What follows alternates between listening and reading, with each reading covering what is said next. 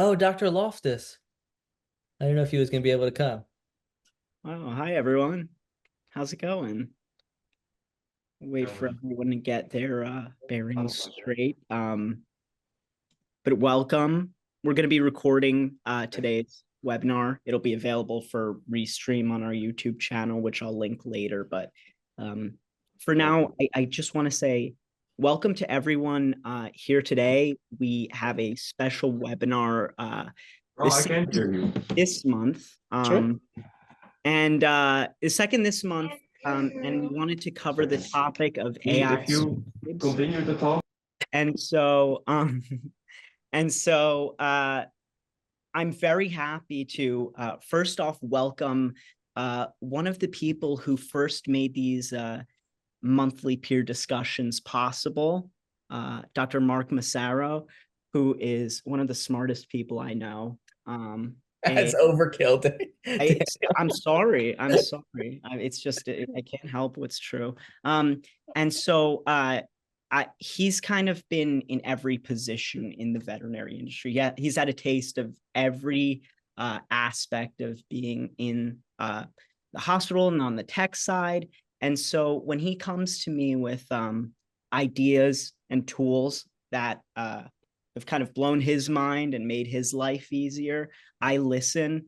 The other week he posted about using the Vision Pro, just doing the demo, just going to the Apple store and doing a demo with the Vision Pro. I did it on his recommendation. Oh, you did?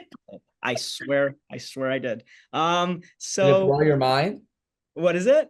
Did it blow your mind? It blew my mind. But I mean that's the thing is when Mark suggests something, I listen. And when he suggested coming in to discuss AI Scribes, and bringing in Vet Rec, I said absolutely. So I want to introduce Kevin Cohen and David DeMatteau as well, who are the two co-founders of Vet Rec. And we have a pretty comprehensive intro for them in this presentation Mark put together. So with that, I'll kind of leave it to him. Awesome. Thank you for the intro. Definitely overkill on the compliment, but I appreciate it. Yeah, I really, we met just happenstance through LinkedIn, and I really have enjoyed doing these webinars. I've hosted them. I've come as an attendee when Dr. Ira did one, and I think it's fun to get these groups of people together. And yeah, like Daniel said, I had to do this anyway as part of my job. My boss came to me and said, I want to look into this world of AI scribes. And then as I was looking into it, I was like, oh, Daniel would love this. So I have some intro slides, but just before I get, anybody calls me out, I recently learned I made this image a few months ago, which is, when I'm describing AI scribes to people, I'll say it's kind of like you took ChatGPT and Talkatoo or Dragon and you mashed them together. And then this is actually a screenshot of my bookmarks tab, because I had 12 different scribes on my bookmarks tab that I was looking into and demoing. Not all of them even exist anymore. That's how quickly this industry is changing. So if you are looking at this image, don't not all of them are a real thing, but I'll show it on later slides. So, okay, so who am I? Am I doing arrows or clicking? Okay, so this is me. I've had a million jobs in the industry, as you guys know. Dr. Loftus was one of my chiefs when I was in vet school. Lindsay was one of my upperclassmen. Kristen is my LinkedIn friend. So some of you guys know me from different walks of life. I am a licensed veterinarian. A couple of years ago, I decided to try something different than traditional practice. I fumbled around working for software companies, working for PIMS, working for hospital change as an operations director. And I'm super happy with where I landed with VetMeducate, which is a chain of hospitals in New Jersey. We have one in Philadelphia, and I'm the director of medical software. So this is my job. AI Scribes, PIMS, that's literally what I do. That's a full-time job. These are our hospitals. I put my LinkedIn. Daniel has my LinkedIn. If anybody wants to link up after this and talk, whatever, PIMS, anything, I'm happy to. And then my co-hosts are Kevin and David, the co-founders of VetRec, who I have just absolutely loved working with and getting to know these last couple of months. Um, we very consciously are trying to not make this a sales pitch for VetRec. But that said, part of what I'm presenting is my journey trying to figure out what AI scribe am I going to recommend to my boss. And I chose them. So there's a reason I chose them and they're here. So it's not a sales pitch, but at the same time, I do really like them. And there's their LinkedIn as well. So why use an AI scribe? And since this is an AI lecture, you might as well use AI generated images. So I went on Dolly and I typed in create an image of a veterinarian drowning in paperwork. Obviously, AI hasn't gotten the message that there are no male veterinarians anymore. My vet school class was 80% female. So somebody needs to tell AI that they shouldn't just put a man in every picture. But my favorite ones are the dog, like just straight up a dog. And then this guy's actually drowning. There's like actual water around him. So I thought that was awesome. And then so because it got it wrong, I had to specify, create an image of a female veterinarian. And then it didn't look like a vet. There was no animal. So I said, with a dog, give her a dog. And my favorite is the dog with the human head. I have no idea where that came from, but I found that to be very disturbing and hysterical at the same time. So I have a slide later about is AI going to take our jobs? I think we're safe for now with some of this, but I just thought this was funny. So, but this is a little bit self-explanatory. Why AI scribe? Anyone who's ever worked in an animal hospital, anyone who's ever been a veterinarian, a technician, a CSR, or even just worked in human healthcare, or even as a patient, you can imagine this is why, right? Because we're drowning in paperwork. And I think I have on the next slide, on a more serious note, we talk about work-life balance. We talk about NOMV, not one more vet, with the mental health epidemic in our profession. And it's not the only reason, but it certainly is one of the reasons that we have issues is, I used to finish my shift when I was an intern. I used to work a 12-hour shift. I worked 12 to 12 on the ER. And then I would write records from 1 a.m. to 4 a.m. or 1 a.m. to 5 a.m. sometimes, depending if I had 20 records to write. I would go home at 5 in the morning, sleep from 6 a.m. till 10 a.m., and then do it all over again, right? So it's not the only reason we have mental health problems, but it's certainly one of them is how much time we spend writing our records. I messaged Kevin before the lecture. I said, I don't have any numbers on this, by the way. He said, oh, I have numbers for you. So I'm stealing this from a new friend of mine I just met a few weeks ago. I was following him on LinkedIn because he has a blog. And then Kevin and David also knew him from their own kind of networking.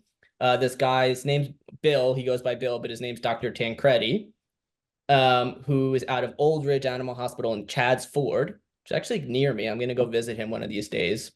And he posts a blog on Substack about all different things. A lot of it is about AI. He just loves AI and he does a lot of his own research into AI, but he posted a really good blog recently about Chewy and AHA data and benchmarking. So big plug for Bill. Go check out his blog. But like I said, I didn't have numbers on this. And Kevin's like, oh, have you read Bill's latest blog? And it's bookmarked. I haven't read the whole thing yet, but I definitely recommend everybody go read his blog. He has numbers. This comes from the human field, but again, just so I'm providing some kind of legitimate statistics here, 80% of medical progress notes are copied and pasted, 17 minutes per patient encounter, 17% of workload, 81% of patients reported the doctor spending less time looking at a screen during the visit when they're using an AI scribe. So if you want to know, like, I'm more the like philosophical, high level, whatever, strategic mind about these kind of things and like putting it into use in my hospital. If you really want to know the real info, go read Bill's blog, essentially, is what I'm saying. So, but let's get into it. So actually, straight away, I'm going to actually throw to the VetRec guys because I want them to talk a little bit about just AI. And I'm not the person to talk about that. I can talk about using an AI scribe in an animal hospital. But what is AI? What's an LLM? How do these things work? A lot of people, when I talk to them about this, they're like worried about security. So I think David actually is going to chat a little bit about this, right? Yep. Yeah, I'll chat a little bit about this. And so I'll start by saying that the word AI is like it's super overloaded at this point of like what AI is. And so I'll focus today on talking a little bit more about LLMs specifically because it's the flavor of AI that has been making the most rounds and is what's powering models like ChatGPT and as well as a lot of the AI scribes that we'll talk about today. And when it comes to a large language model, it's really the idea of a system that has been built to be able to generate human language. And the idea behind that is that this system has been trained with thousands upon thousands, millions of documents that us humans have written. And it has learned to think artificially like a human would. It has learned how we write. It has learned the terms that we use. It has learned the words and the expressions that we use. And so when we ask a question to a large language model, it'll try to respond to us like if we were us. And so these models tend to be very biased by what you ask about them. They tend to respond back with the knowledge that they've been trained on. And so that's where the training information is super important, because if you train it with information that's wrong, they will respond wrong. And they have been they have exploded in usage over the last year or so, as companies like OpenAI, Microsoft, Google have been investing super heavily into this technology.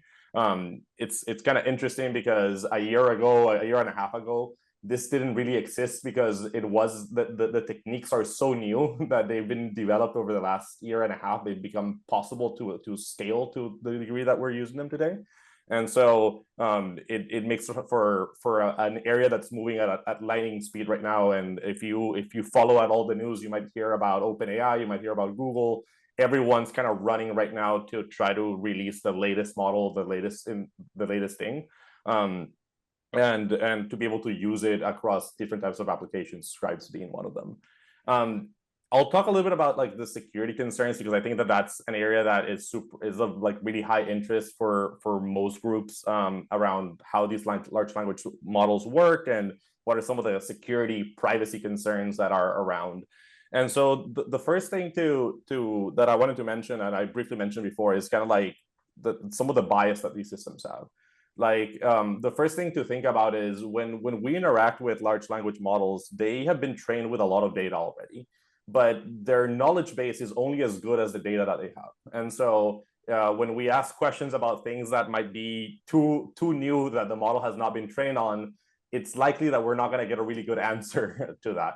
It's also likely that if we ask questions that are specific to certain products or brands that maybe were not in the data set that it was trained on, the model's not really going to have a ton of information about it. And so there is a bias component that we need to think about when it comes to these models. We also, I think, need to think about some of the misuses of these models, where again, the models will arguably do whatever we ask them to do, and so they can definitely be misused, whether it is to generate content that might be copyrighted or content that might be out of scope. And so it's important to also just keep that in mind as we're going through and using these models to go about work. I think that there's also a big topic around like data security, data privacy on these models. The reality is that when you're using many of these models kind of out in the open, for example, if you use like ChatGPT, there is some consideration around that data being used to retrain the models, because again, the models only get better if we continue to feed data into them. And so there is a privacy concern there to make sure that like you're not providing the model information that you wouldn't want the model to train on. That is a little bit different when these models are being used through applications like AI Scribes or through other types of applications where we don't collect the data to then retrain the models. And so it's just important to make sure that wherever you are making use of these models, you do ask the question, is my data going to be fed back into the model? because you don't want to suddenly have some of that data that was private to be leaked back into those models. And so that's just an important question to ask kind of as you're going about and figuring out what tools you want to use. And so, yeah, I think that's kind of like a high level overview of what these models are, how they work, some of those security privacy concerns. So I'll hand it back over so we can keep going. Yeah, that was great. We didn't rehearse this ahead of time, so I didn't know what he was going to say, but that was awesome. I learned a lot just listening to you talk about it. We'll save, just for sake of time, we'll save questions to the end. So if you have a question, just like keep it in your brain or jot it down. But I wanted to comment on a couple things you said. The explosion of this area. So like, you know, I don't know, remember a year ago, 2 years ago, I never even heard of an AI scribe. And now when my boss told me to look into them, there's 12 I have to look at. So, and then some of them have already died. So yes, this whole ChatGPT era explosion, human medicine, veterinary medicine.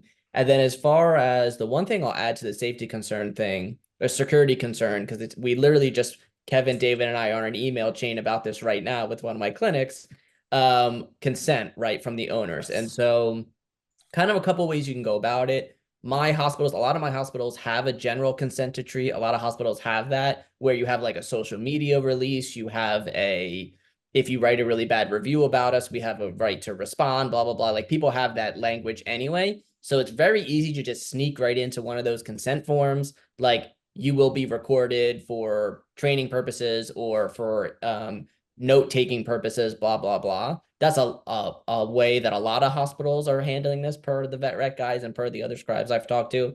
But then at the same time, VetRec has also built in, like when I would, and I'll demo this later, when I go in to actually start a transcription, VetRec says, you know, do you have consent for this transcription? It does ask me when I go in to actually do the transcription. So it's like a double check system.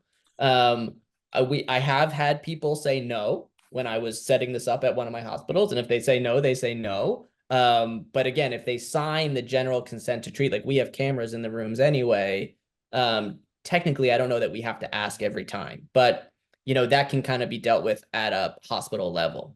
So, okay, so that's our high level overview.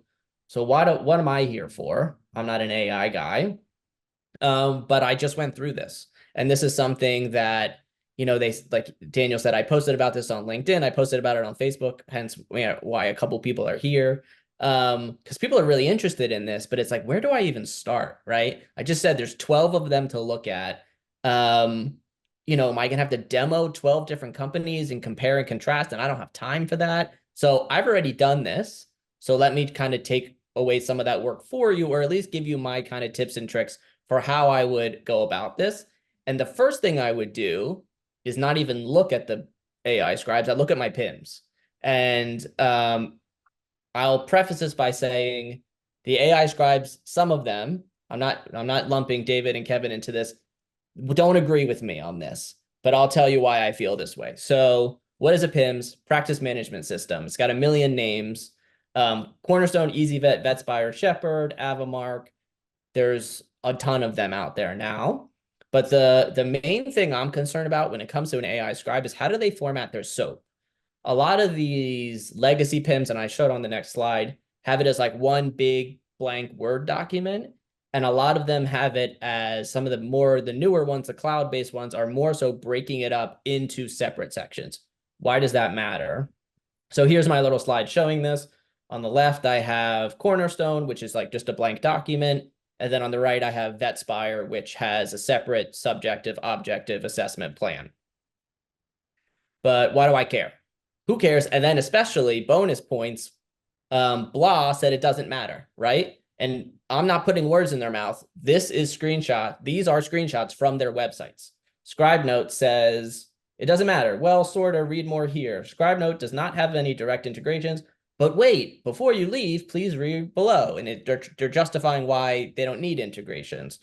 Do you integrate with any PIMs? No, but it still can save you lots of time, blah, blah, blah. So, and, you know, I'm a little bit hard-headed, people that know me. And so I get on these demos and they're like, oh, but wait, there's more. And I'm like, nah. So, but again, why do I care? this is really what it comes down to. This is a screenshot from ScribeNote's website. And already I have a problem with this. I see people nodding. Copy subjective, copy objective, copy assessment, copy plan. I don't want to do that. And I don't want to make my vets do that. I want this, copy full SOAP. So I put I don't want to do this.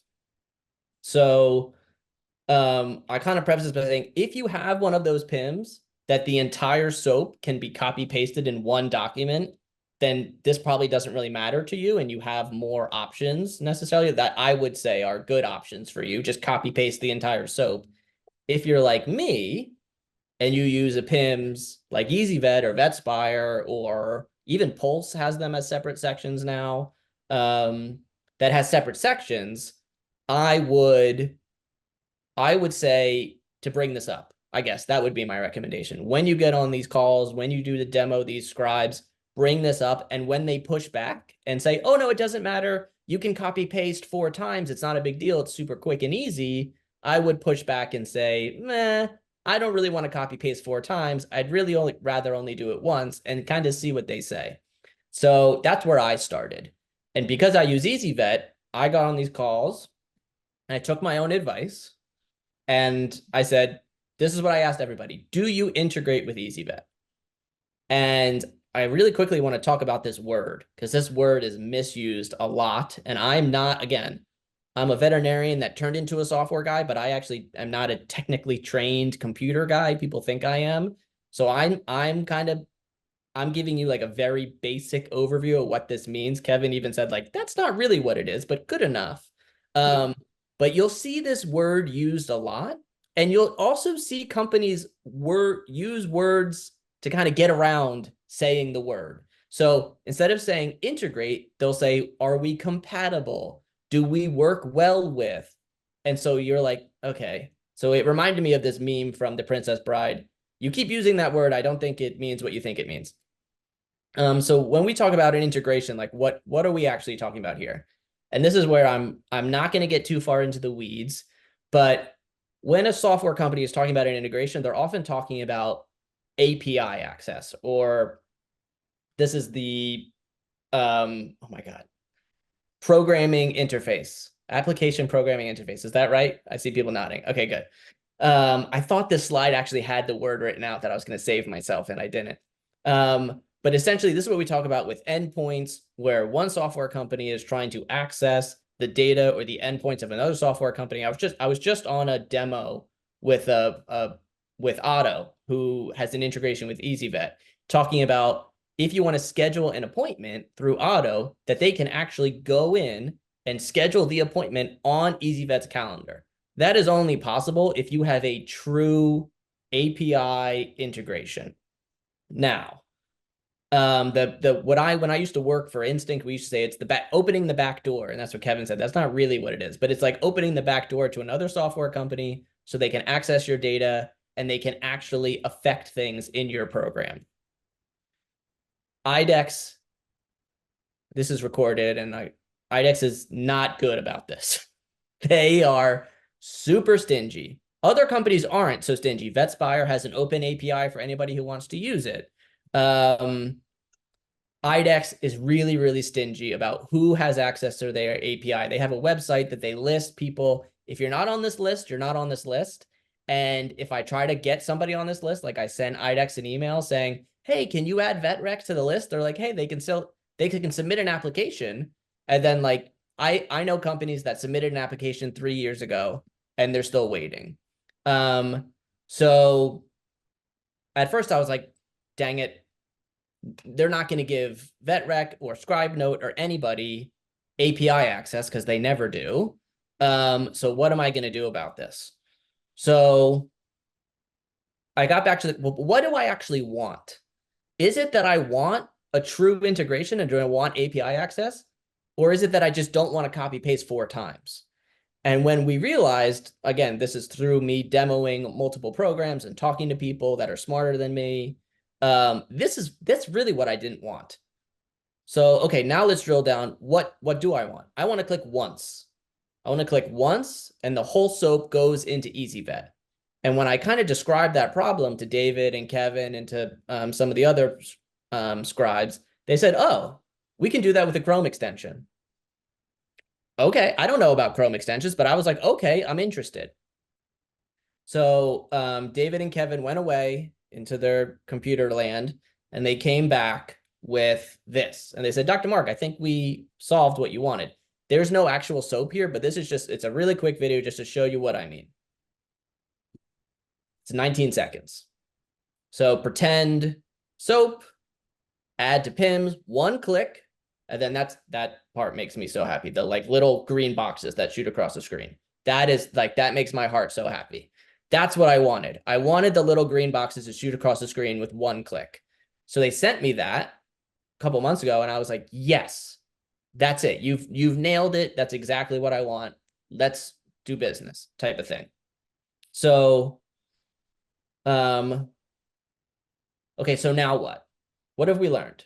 IDEX is super stingy about API access, but AI Scribe companies can achieve this with a Chrome extension.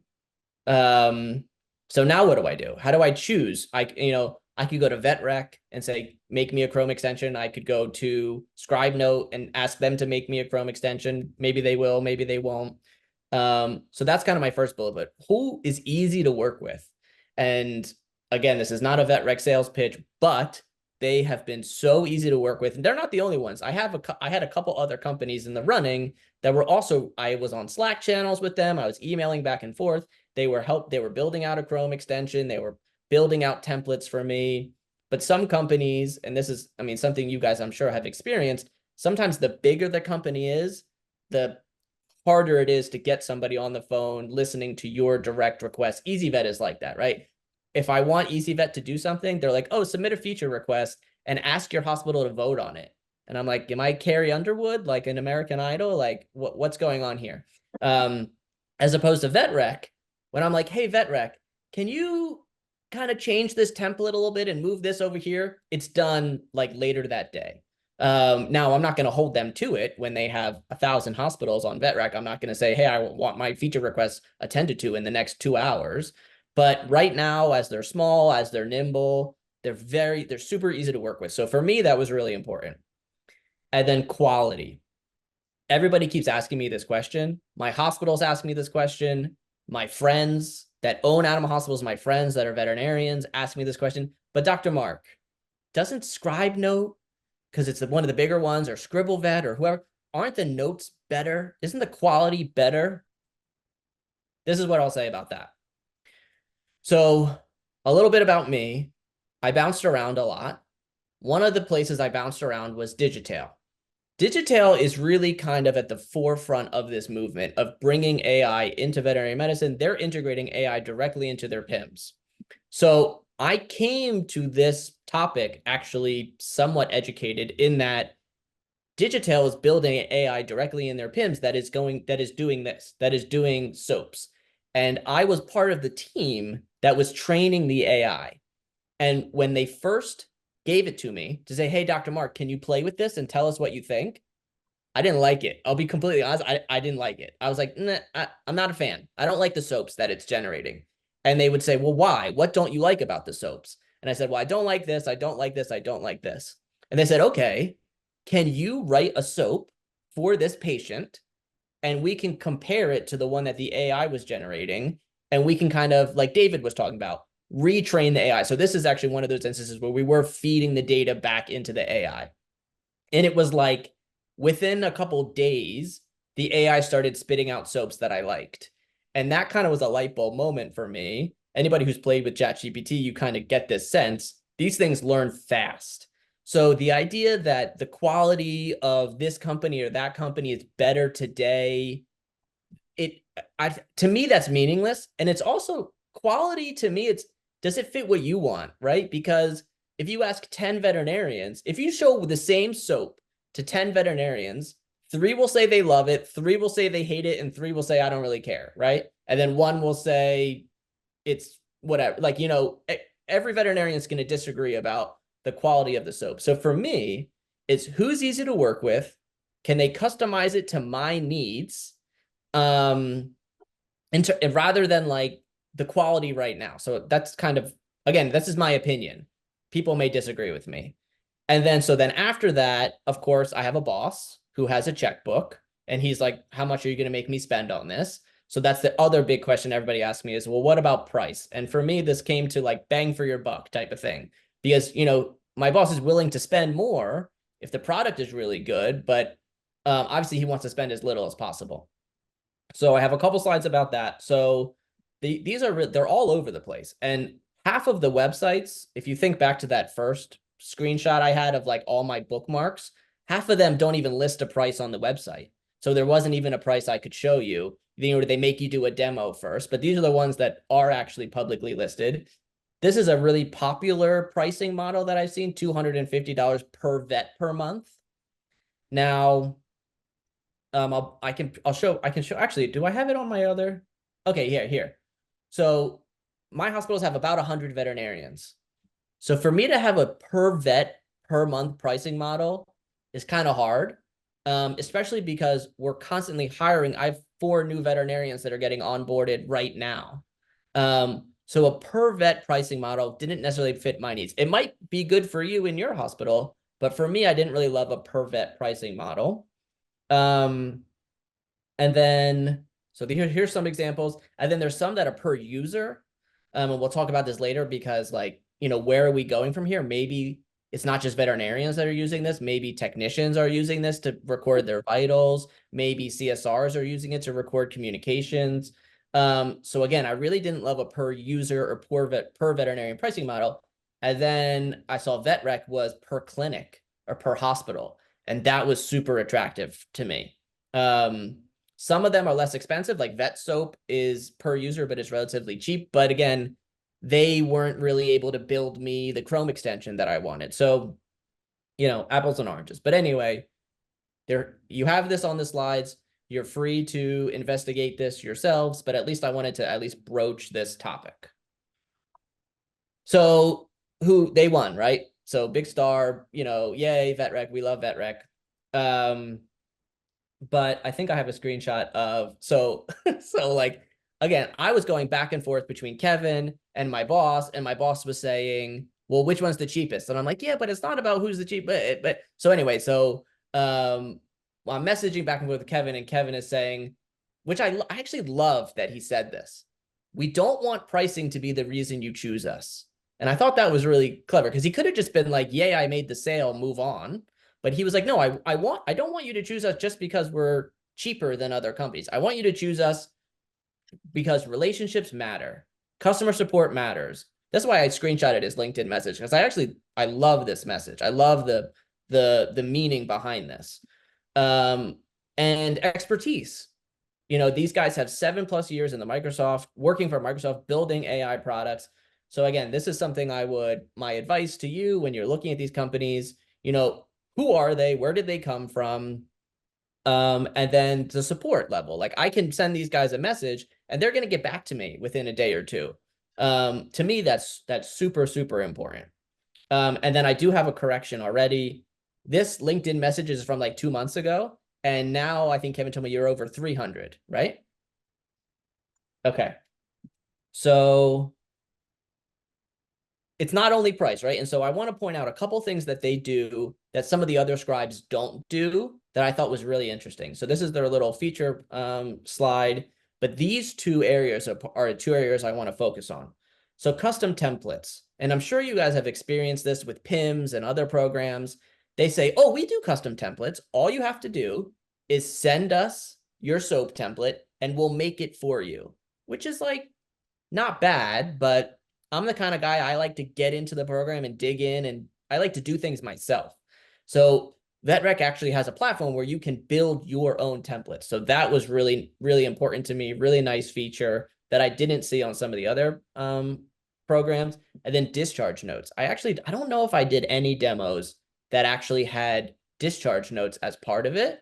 And, oh, you know, I didn't even put this on there, but one of my bosses, we have a large Spanish-speaking population in one of our areas around our hospital. So it spit out discharge notes. And then I said, can you do it in Spanish? And then I showed it to my boss who speaks Spanish, and he was like, oh, this is fantastic. Because we do that a lot with EasyVet, where we produce a discharge, we copy and paste the discharge into Google Translate, which is like, sometimes it's good, sometimes it's not.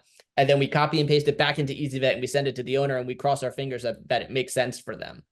So the fact that it could switch the language, the fact that it actually produced discharge notes straight from the transcription, was killer. And then also just, I don't think I even have this on the slide, but just their user interface. I'm a big user interface, user experience guy. When I used to work in the software field, that was my focus.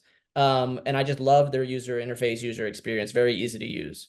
So I think, do I have, oh, this is where I throw to Kevin a little bit because I wanted to brag for him a little bit in terms of I took screenshots of their LinkedIn pages, just to speak a little bit about your guys' experience in AI. Yes.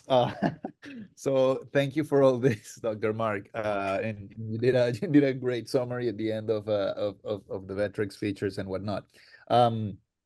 Yeah. So one of the things that we really believe in addition to everything that you were saying about that LinkedIn message, relationship, customer support, and really building this for you, is that David and I had spent a bunch of time building this already. In some way or another, we spent about 6 years each in Microsoft building AI products and data platform. And as David was saying, we really understand the nuances about security and privacy and all of the different things that you need to do to make a product really, really good, not only for like a, hey, this is a demo sort of thing, but like it consistently gives good quality, it consistently gives good results over a long period of time. And that's pretty much what we were brainwashed in Microsoft to do. Like there was no room for like, oh no, it works 2 out of 3 times. And it's like, no, that's not gonna cut it.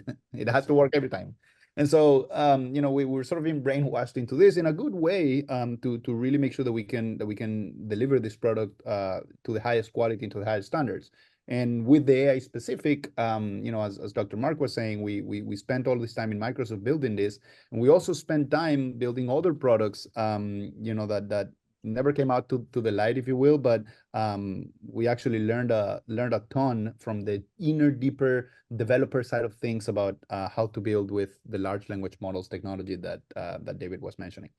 I think you have a next slide there. I don't want to talk too much about it, honestly, Dr. Mark, but thank you for putting it there. But yeah, so for those who know, I mean, David and I got really the pleasure to be part of this amazing incubator called the Y Combinator. Is this Silicon Valley incubator, very, very famous, that has backed and supported a lot of the famous companies that you know today. Super hard to get in. And David and I got the opportunity to be part of it, and we're still part of it. It's like a lasting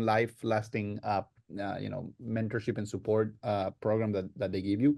And so the reason why I think Dr. Mark put this here, and why we told Dr. Mark initially, is that we not only have the expertise, but we have the mentorship on scaling this company, scaling this product, and deep advice on AI side of things as well, because we have access to top talent and top companies that have done this things already in the past, and we can really get that knowledge very quickly. But that's just a quick plug in there. But again, don't wanna, if you're interested, you can let us know, and then I can talk more about that after this. But Dr. Mark, I think you had a demo recorded or something. Yeah, it's 1:10. I want to leave time for questions. So we were going back and forth about, should we do a live demo? Should, like, I'll be the doctor and Kevin will be the pet owner, and the dog will have diarrhea. So we can do that if we have time, but I have a pre-made demo just to show you real quick. So I'm logged into VetRec. I can look at my history. I can look in my archive. I can look per veterinarian, but my own dog, he's on the couch right there. BB, when I adopted him, he had a broken leg. And this is all real. Everything I say here is this actually happened. So I talked and talked and talked and talked, as I like to do. And so how do I get this into EasyVet? We joke EasyVet's not so easy. This actually is very easy. So I log into EasyVet. I can log into one of 100 practices. I'm just going to go into the Mount Laurel one. He actually was at Mount Laurel the other day because he had foreign body that thankfully he passed. But I'll pull up my BB test account. I already created a test soap for VetRec demo. So here's my soap. It's blank. And so this is where the Chrome extension comes in. I can pull up my Chrome extension. All I have to do is open up VetRec. I'm signed in already. If I wasn't signed in, it would ask me to sign in. I can go to my history, go to my archive. Oh, it already knows I want BB, but if it didn't know, I could search for BB. I can pull up BB. And then this, they've even, you could see on the other demo, so it add to PIMS.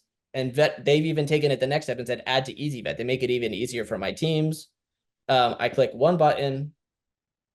This is like, there's few things for me that really get me jazzed up. Those green boxes get me so jazzed up. And so now I could even close that. And now okay, so how did it do? It put in my vitals in the vital section, which I love. If I had taken a temperature, it would put the temperature in.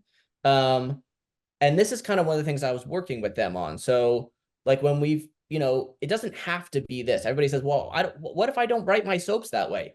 They will customize it to the way you write your soaps. I sent them my soaps and we kind of built this together.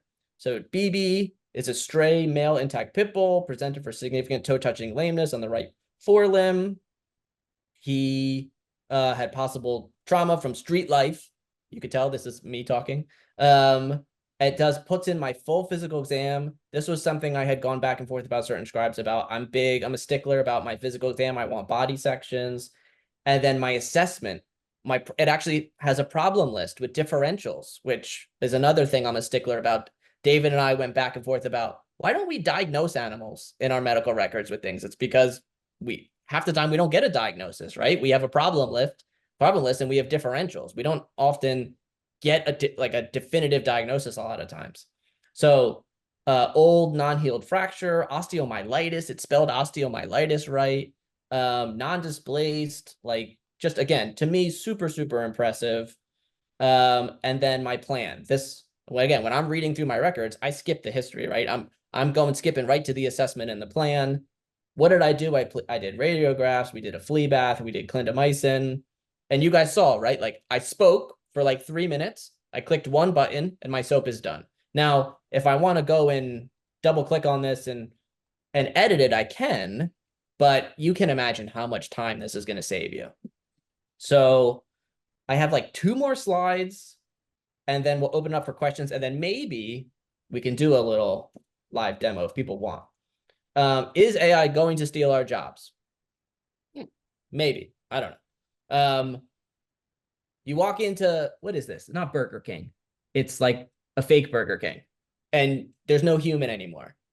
It's my personal belief, I could be wrong. I don't think we're going to be walking into animal hospitals anytime soon, and we're just going to be greeted with screens, and there's going to be no human at the desk. I don't think that's ever, there might be a screen and a human, but I don't think there's going to be only screens. I actually worked at a hospital in Texas that actually had scribes that would follow the vets around and write down everything they said, and then they would go into the cornerstone and they would type in what they said. That might go away, so maybe they'll lose their jobs, but those oftentimes they were pre-vet students that were also teching, right? So I'm not that worried. This is the one that's really interesting to me, the phone room, right? So at one of our hospitals, we had a problem where the phones were constantly ringing off the hook to the point where we not only had a front desk, but we also had a phone room, and purely with people answering phones. That is something I can envision going away with AI, and I'll kind of explain why. Oh, this thing, I literally found this on Google last night as I was looking for images. This I don't like, obviously, but it's a thing that exists, right? That I'm not surprised that it exists. This thing can't do a physical exam. I really hope it's not telling people to give their dog Tylenol, but who knows? So it's a thing that exists, but I don't think it's going to take our jobs. So where do we go from here? I really like this picture, the phone room, right? And so I show a company called Virtual Vet Nurse later that we're using at one of my clinics. So again, the idea like these pre-visit forms that people are filling out these forms before they come in, or they want to schedule appointments, or they want to request a refill. AI is going to be huge for those kind of things rather than always having to call the hospital and the phone's ringing off the hook. I stole this from one of my show me a picture of a vet drowning in records. I think this is going to make a huge I love that, Kristen. I think it's going to make a huge difference in our paperwork. Digital, I give Digital a shout out because I consult for them and also because they're really, again, they're at the cutting edge of this. I did a webinar for them recently where you can type into their AI, summarize this patient's record for me, before I go in the room, which is awesome. Or tell me about this patient's blood work results. They'll also, I know VetRec is interested in this as well, like intake, right? The AI can ask questions. So it's not just a blanket form. What are you coming in for today? And then they type an answer. Like I was playing with one the other day where they said, I was scheduled for vaccines and it said, how's your dog doing? And I said, actually, she's scratching her ear. And it said, oh, scratching an ear can be a sign of ear infections. Like it's actually intelligent and having a conversation with you, which I think is really cool. But then I kind of see this in the Digital, the Shepherd is another PIMS. They're starting to kind of build this into the PIMS themselves. So this is going to be a really interesting place to look, where are the VetRecs of the world. I love VetRec because they can integrate with any PIMS, and some of these do this. But then when the PIMS start to make their own, are they as good? Are they hiring Microsoft engineers, or are they not as good? Are they going to acquire some of these companies? It's going to be a really interesting. EasyVet told me recently, like on the down low, kind of, that they are looking into building their own as well. When that's coming, I have no idea. I'm sure you guys are familiar with SignalPet, these radiograph interpreting things. Me personally, I'm probably going to send my rads to a radiologist, a boarded radiologist, but you can get results in seconds. Is this dog obstructed? Is this fracture infected? Whatever. The idea is that you don't have to wait for a rad review from a radiologist. You can get a very quick rad review. I've never actually used one, so I'll withhold judgment, but it is a thing that's out there in terms of where do we go from here. And then I just mentioned them, virtual vet nurses, like a virtual CSR. She or he, whatever you make it, or I don't know, maybe you can make them non-binary. I don't even know. People can go on the website, they can ask it questions, they can schedule appointments, they can request refills. And as you can imagine, you could have 1,000 people on the website where they're not calling the hospital, and one CSR can't take 1,000 phone calls at once. So that's where we go from here. This is BB. He's out of the hospital. He's better now. He passed his toy that he ate. So questions, and then if we want, it's up to you guys a little bit. If anybody wants to volunteer to play with the scribe. Yeah, and also if there's questions, because I think, there's 10 minutes left, and we can always do demos, after the folks are interested, we definitely can do demos. But if there's like pressing questions about anything that Dr. Mark said, or Vetric, or in general, yeah, like now's the time. I'll just make a very fast comment that Dr. Mark, you are a vet, you are a technologist, and I think you could be a stand-up comedian after watching your presentation. Oh, that's very nice. Thank you. I asked my wife last night, I was cleaning up the slides. I said, should I try to be funny like with the Princess Bride meme? And she's like, yeah, go for it. So I appreciate that. We have no questions. Kristen Lake, you don't have a question? One question. There must be one question. Dr. Loftus got off of clinics for this. He doesn't have a question. I know it did kind of turn into a little bit of a VetRec sales pitch just because I really like these guys. But that said, again, do your due diligence, right? Look at the other players out there. Maybe one of the other ones might work better for you for some reason. But my boss asked me the other day, because I said, we were having problems with one of our software companies. I said, let me get on a call with them. And they're like, well, Mark, what are you going to do different than our other employee that's already had 10 calls with them? And I'm like, well, I'm not nice. Like, I'm not, like, she's really nice. And like, so that's kind of my other advice here is like, don't let them BS you. Oh, it's super easy to copy paste 5 times. It's not a big deal. It's like, no, that is a big deal. I don't want to copy paste 5 times. So yeah, stand up for yourself. That's kind of my, if you take away one thing from this talk, and again, when you demo 12 scribes, when you demo 12 PIMs, when you demo 12 CRMs, whatever, every single one is the best one on the market, right? Every single one is the best one since sliced bread.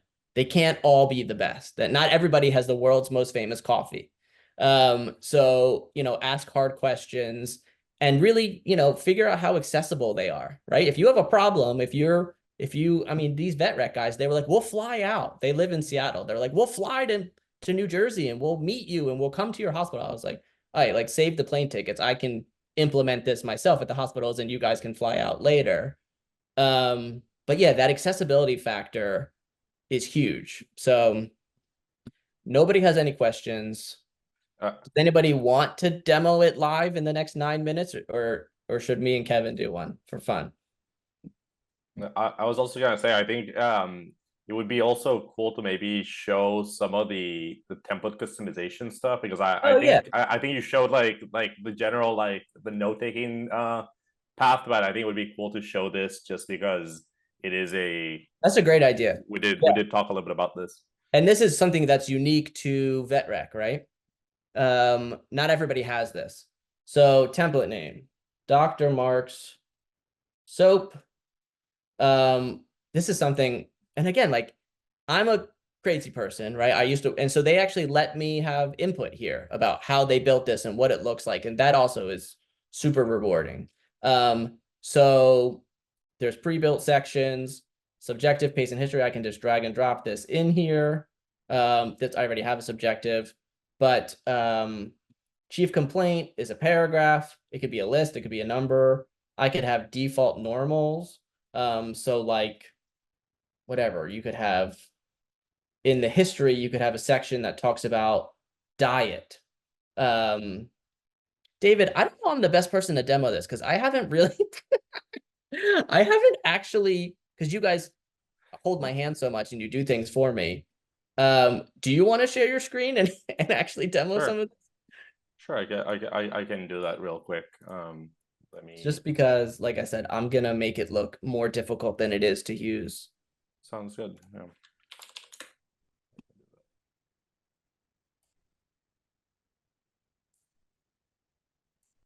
And in the meantime, Mark, I just want to say it was very exciting to see you highlight, I forget the name of it, but the radiology AI tool, because I know like last year we were talking about it in concept, really. And so, like you said, it must have been like no more than last year. It could have been like maybe a few months back. And it's like a testament to like the fast pace of all of this. Right. We can be talking about the idea of it. And then here you are just kind of saying, oh, they did it.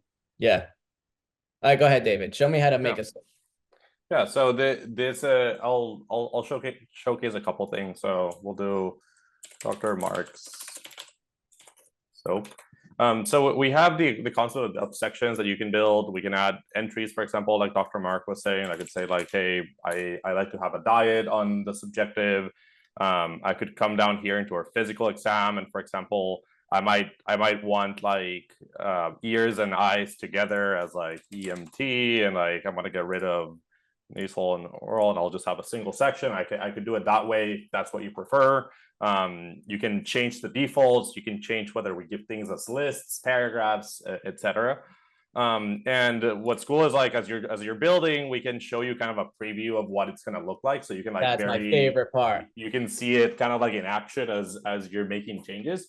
Because I think like if we've learned one thing over the last 6 months working with vets is that you all have very distinct ideas of what a soap needs to look like, what it needs to feel like. And so we try to be very open-ended in terms of what can be done while still maintaining a very high quality bar in making sure that those soaps get generated as you expect.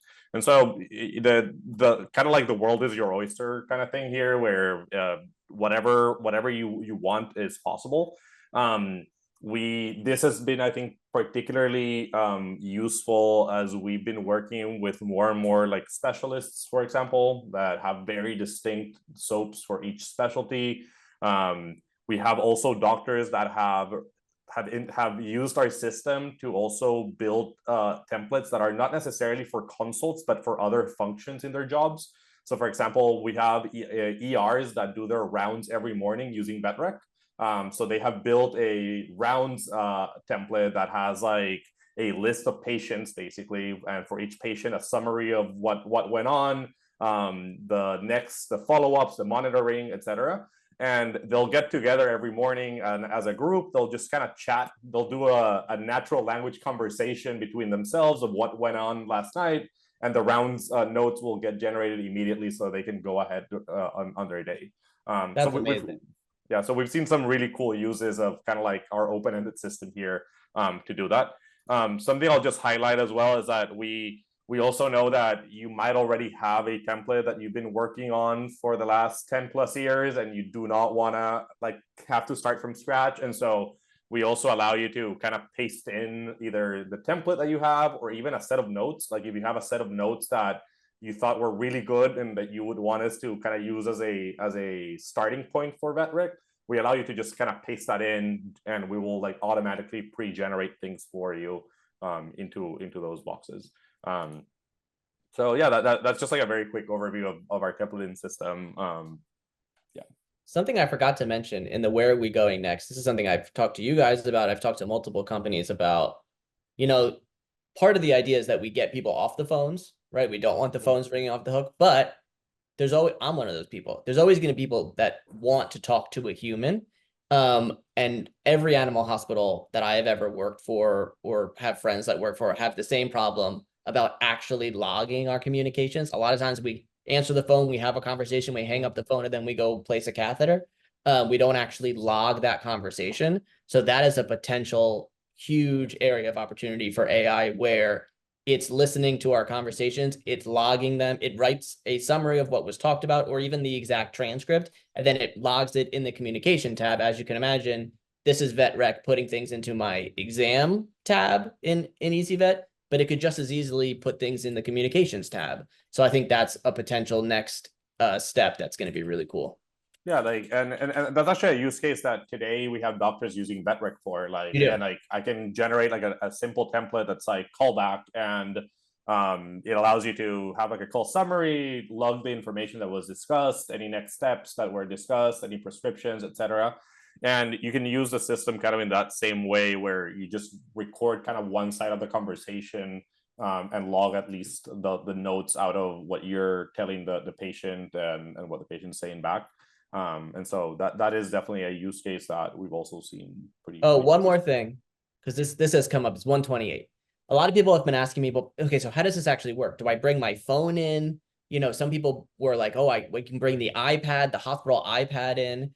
Well, we found that worked really well at one of our hospitals because, again, bringing devices to and from and also having our employees use their own personal devices was kind of icky. So we bought on Amazon $20 microphones on Amazon. Connect, because the computers in the rooms were old and they didn't have microphones. But if the computer in the room has a microphone, you don't even have to buy one. Or if you have a computer in the room, if you don't, then one of these little portable microphones might be perfect. And then, so they're pulling up EasyVet in the room anyway. So they pull up EasyVet, they have the Chrome extension, they record, they're logged in as their user in the room. And then when they get back to their desk, they log in as their user. And by the time, when they hit process in the room, by the time they get back to their desk, oftentimes the notes are done. So like I actually got to see it live in person when I went to our pilot hospital a couple of weeks ago to help them set this all up. And it was pretty amazing to to get back to your desk and the exam that you just did, that was sometimes like 15, 20 minutes long, there's already notes generated for you. It's pretty mind-blowing. On average, our system will take roughly 30 seconds to go from process to notes. So we're pretty happy with the speed, and it also means that within 30 seconds you're gonna have an idea of what happened during the consult. It also means that, and this is actually one of the reasons that we charge per clinic. It also means that the tech can come in, do the history, process the history. And the doctor can be on their phone or on the computer at the station, see the notes come in for the history, and then walk into the room already with the history done and just continue to add to that same session. So much more efficient. And then the other thing too, again, emergency hospitals, this is super common, where you saw a case on Monday and it's Wednesday and the owner is asking, the RDVM is asking, and the notes aren't done yet because, the person hasn't slept. This helps solve that problem where there are notes that exist. You might have to edit them a little bit, but the idea that it's going to be 2-3 days later and, oh, I'm still catching up on records, hopefully goes away. And then in terms of workflow, like David was saying, the way I set it up at our hospital, the vets don't do anything different than what they normally do. The technicians go in, they get a history, they hit record, they hit stop. The vet comes in, they hit add to recording. It records the exam, they hit stop, and then they hit process. So the technicians are really, they have to click the button 3 times. It's not a big deal. And then by the time, again, the vet gets back to their station, the notes are ready there for them to be transferred. So a lot of the veterinarians are asking me, well, what do I have to do? What do I have to learn? How does this change my workflow? And my response is like, nothing. Like you really, once we have this set up and running, the vets really don't have to do anything. It's really the technicians that hit start, stop, process. And then they, the veterinarian, all they really have to do is hit transfer and edit. But it's 132. That's quite all right. What I have right now, I'm gonna put in the chat just for everyone who's still here, and thank you everyone for joining and taking part in this. I have the website for VetRec, and then I am going to post the website to find more webinars like this that were recorded before, and then RSVPing to future ones if you're interested. So I'm posting that to the chat right now. Once again, I just want to say thank you so much to everyone here today. It was really nice to see you all. This was our second webinar of the month, which we don't usually do. So that means it's a super special one. With that being said, I'm going to stop the summary I had going here and stop the recording just to let you guys know we are going to send this.